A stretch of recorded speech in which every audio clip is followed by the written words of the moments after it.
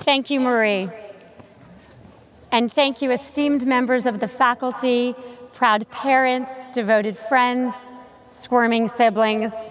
Congratulations to all of you, but especially congratulations to the magnificent Berkeley class of 2016.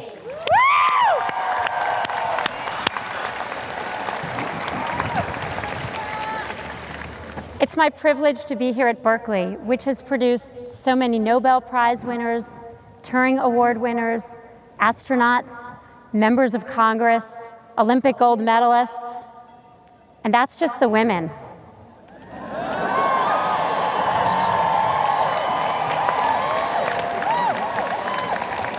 Berkeley has always been ahead of the times.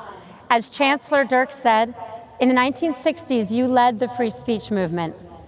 Back then, people used to say, with all the hair, how do we even tell the men from the women? Today, we know the answer: man buns.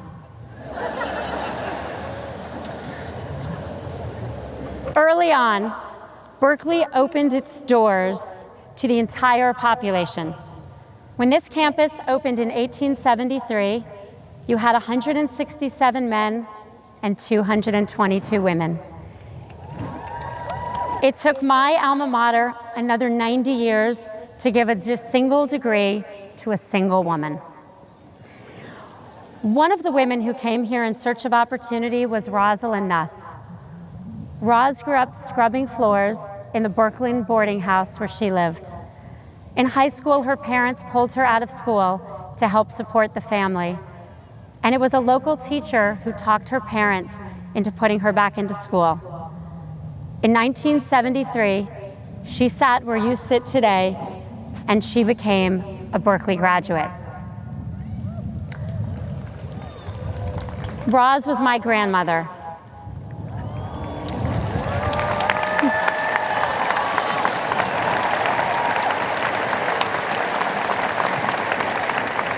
She is one of the major sources of inspiration in my life. I was born on her birthday, and I am so grateful to Berkeley for recognizing her potential. And I want to say a special congratulations to the many who today become the first in your families to graduate from college.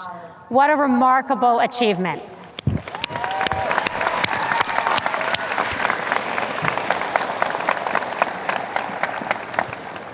Today is a day of celebration, a day to celebrate all the hard work that got you to this moment.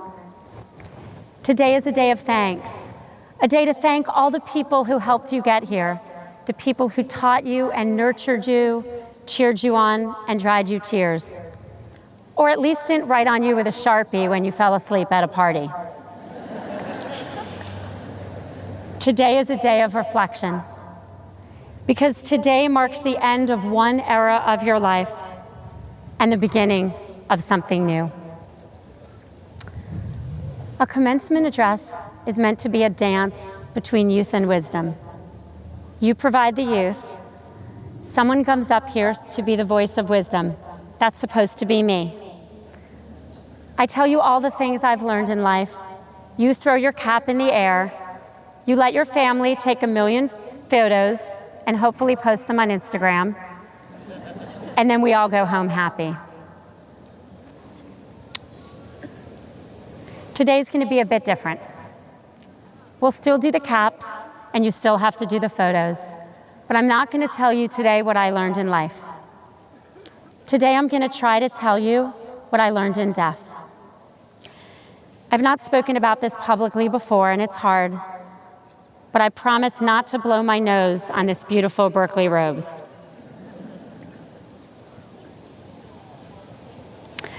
One year and 13 days ago, I lost my husband, Dave. His death was sudden and unexpected. We were in Mexico celebrating a friend's 50th birthday party. I took a nap. He went to work out. What followed was the unthinkable. I walked into a gym to find him lying on the floor. I flew home to tell my children that their father was gone. I watched his casket being lowered into the ground. For many months afterwards, and at many times since, I was swallowed in the deep fog of grief, what I think of as the void, an emptiness that fills your heart and your lungs, constricts your ability to think or even to breathe. Dave's death changed me in very profound ways. I learned about the depths of sadness and the brutality of loss. But I also learned that when life sucks you under, you can kick against the bottom, find the surface, and breathe again.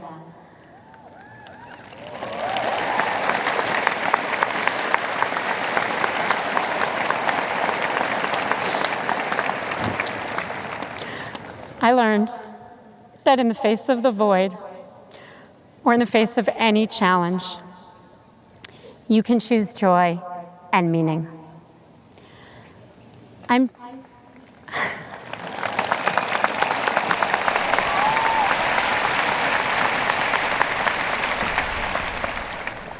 I'm sharing this with you today in the hopes that on this day in your lives, with all the momentum and the joy, you can learn in life the lessons I only learned in death. Lessons about hope, about strength, and about the light within us that will not be extinguished.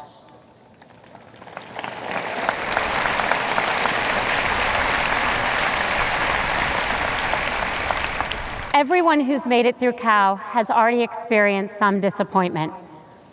You wanted an A, but you got a B. Let's be honest, you got an A-, but you're still mad. You applied for an internship at Facebook, but you only got one at Google.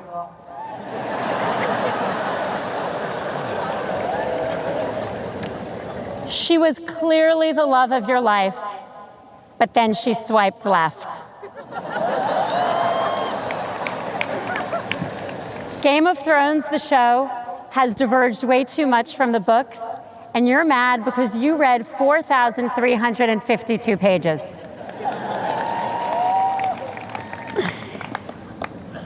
You will almost certain face more and deeper adversity. There's loss of opportunity, the job that doesn't work out, the illness or crime which changes everything in an instant. There's loss of dignity, the sharp sting of prejudice when it happens. There's loss of love, the broken relationships that can't be repaired. And sometimes there's loss of life itself. Many of you have already experienced the kind of tragedy and hardship that leaves an indelible mark. Last year, Radhika, winner of the university medal, spoke so beautifully about the sudden loss of her mother. The question is not if some of these things will happen to you, they will. What I want to talk about today is what you do next. About the things you can do to overcome adversity, no matter when it hits you or how it hits. The easy days ahead of you will be easy. It is the hard days, the days that challenge you to your very core, that will determine who you are. You will be defined not just by what you achieve, but by how you survive.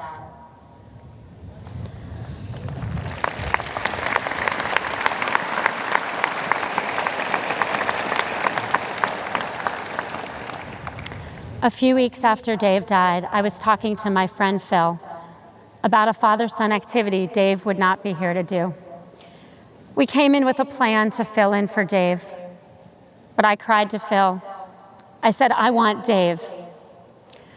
Phil put his arm around me and said, option A is not available. So let's just kick the shit out of option B.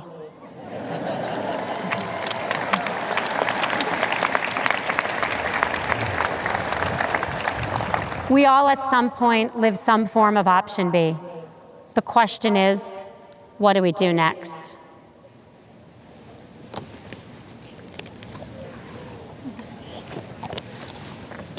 As a representative of Silicon Valley, I'm pleased to tell you that there's data we can learn from. After spending decades studying how people deal with setbacks, Psychologist Martin Seligman found that there are 3 Ps: personalization, pervasiveness, and permanence, that are critical to how we bounce back from hardship. The seeds of resilience are planted in the way we process the negative events of our lives. The first P is personalization, the belief that we are at fault. This is different from taking responsibility, which you should always do. This is the lesson that not everything that happens to us happens because of us. When Dave died, I had a very common reaction, which was to blame myself. He died in seconds from a cardiac arrhythmia. I pored over his medical records, asking what I could have or should have done. It wasn't until I learned about the 3 Ps that I accepted that I could not have prevented his death. His doctors had not diagnosed his coronary artery disease. I was an economics major. How could I? Studies show that getting past personalization can make us stronger. Teachers who have students who fail, who believe they can do better, revisit their methods and have future classes that excel. College swimmers who underperform in a race but believe they can do better, do.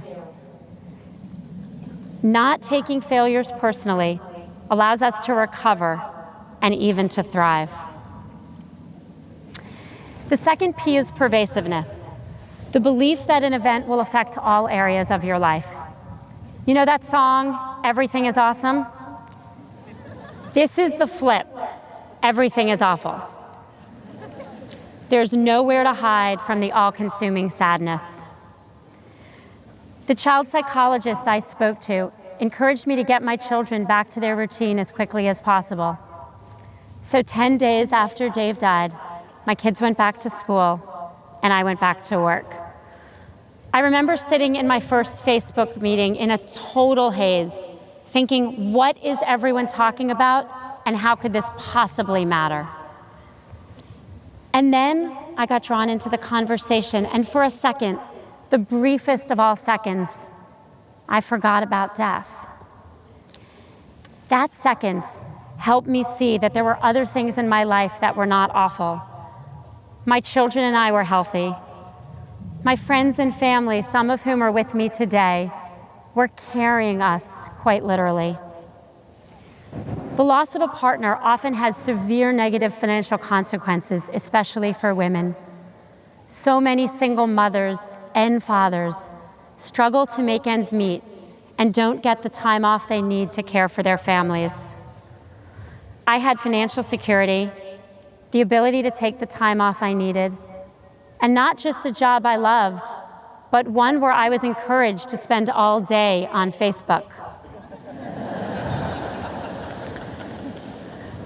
Gradually, my children started sleeping through the night, crying less, and playing more. The third P is permanence, the belief that the sorrow will last forever. This was the hardest by me for far, because for so long it felt like the overwhelming grief would never leave. We often project our current feelings out indefinitely. We're anxious, and then we're anxious that we're anxious. We're sad, and then we're sad that we're sad. Instead, we should accept our feelings, but know that they won't last forever. My rabbi of all people actually told me, and this is a quote, that I should lean into the suck. Not what I meant when I said lean in.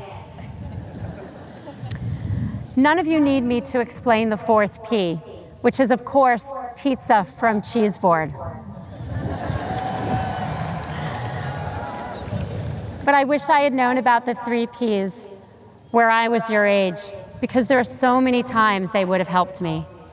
Day 1 of my first job out of college, my new boss figured out that I did not know how to enter data into Lotus 123.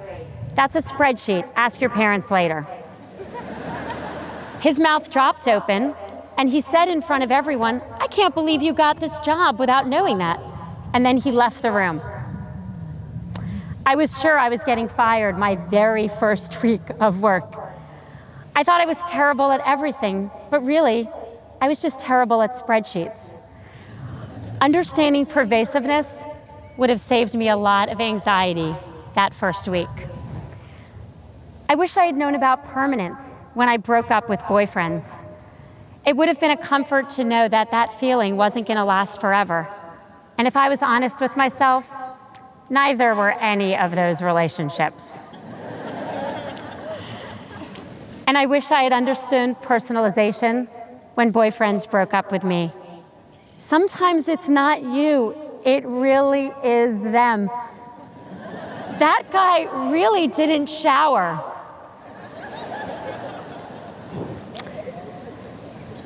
And all three P's ganged up on me when in my 20s I got divorced. At the time, I thought that no matter what else I did, I was a massive failure. The three P's are common emotional reactions to so many things that happen to us in our careers, in our personal lives, in our relationships. You're probably feeling one of them right now about something in your life. But if you can recognize you're falling into these traps, you can correct. Because just as our bodies have a physiological immune system, our brains have a psychological immune system. And there are things you can do to help kick it into gear. One day, my friend Adam Grant, a psychologist, suggested that I think about how much worse things could be. This was completely counterintuitive to me. I would have thought that getting through something like death was about finding every positive thought I could. Worse, I said to him, are you crazy? How could things be worse? He looked at me and said, Dave could have had that same cardiac arrhythmia driving your children.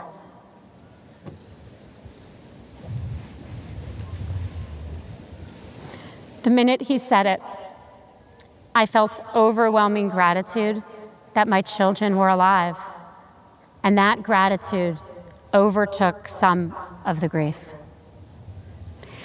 Finding gratitude and appreciation is key to resilience. People who take the time to list the things they're grateful for are healthier and happier. My New Year's resolution this year is to, before I go to bed, write down 3 moments of joy. And this really simple practice has changed my life, because no matter what happens each day, I go to bed thinking of something cheerful. Try it. Try it tonight when you have so many things to be joyful for. Although maybe before you go to Kips and don't remember what they are.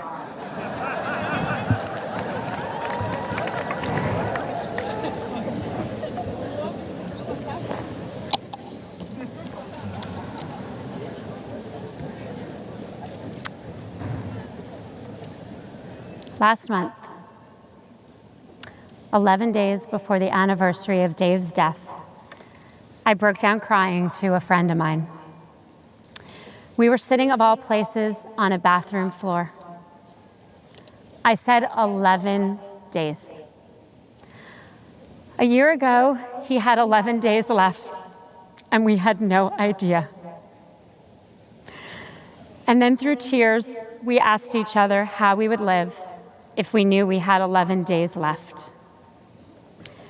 As you graduate, can you ask yourselves to live as if you had 11 days left? I don't mean blow everything off and party all the time, although I've already said tonight's an exception.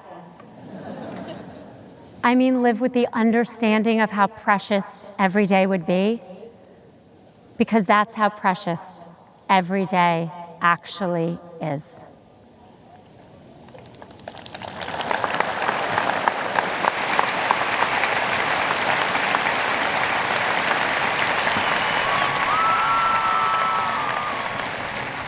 A few years ago, my mom had to have her hip replaced.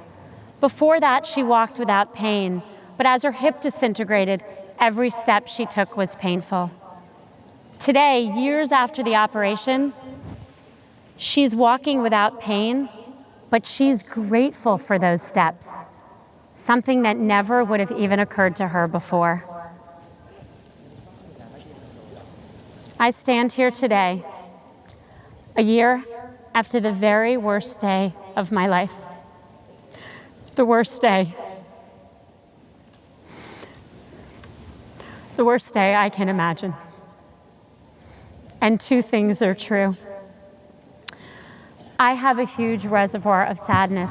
It is with me always. It is right here where I can touch it. I never knew I could cry so often or so much.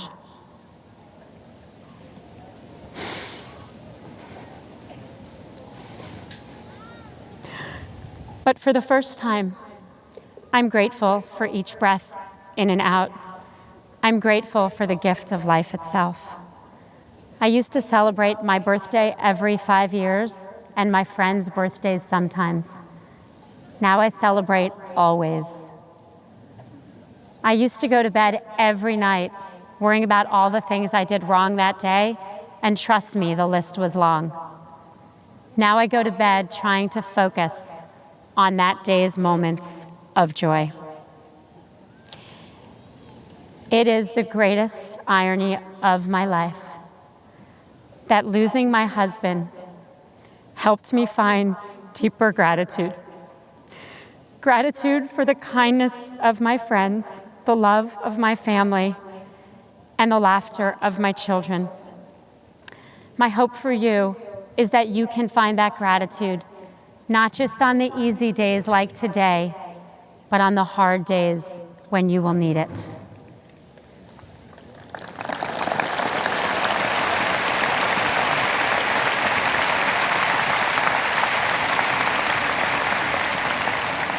There are so many moments of joy ahead of you. The trip you always wanted to take. A first kiss with someone you really like. Finding a job you believe in. Beating Stanford. Go Bears!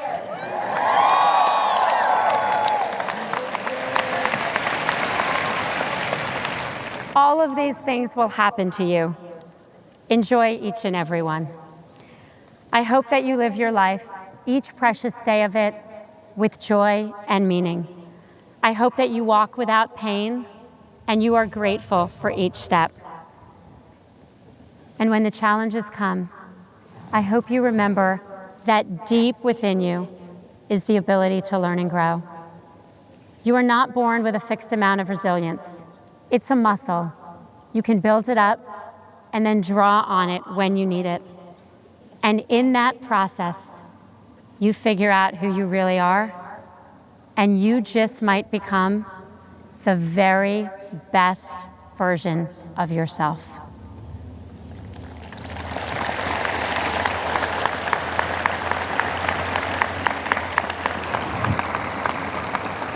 Class of 2016, as you leave Berkeley, build resilience. Build resilience in yourselves. When tragedy or dismissment strike, know that you have deep within you the ability to get through anything, and I mean anything. I promise you do. As the saying goes, we are more vulnerable than we ever thought, but we are stronger than we ever imagined.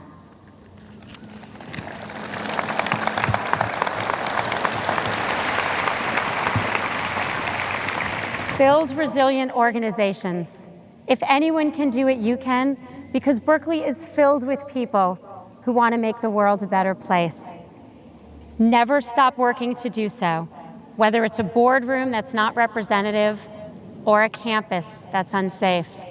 Speak up, especially at institutions like this that you hold so dear. My favorite poster at work reads, "Nothing at Facebook is someone else's problem." When you see things that are broken, and you will see things that are broken, go fix them.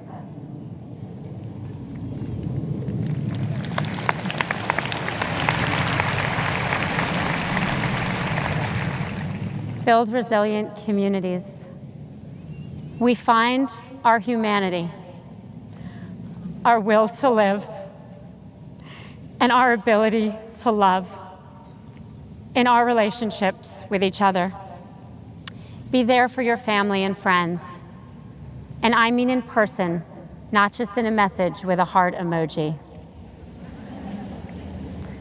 Lift each other up. Help each other kick the shit out of option B. And celebrate every moment of joy. Go Bears!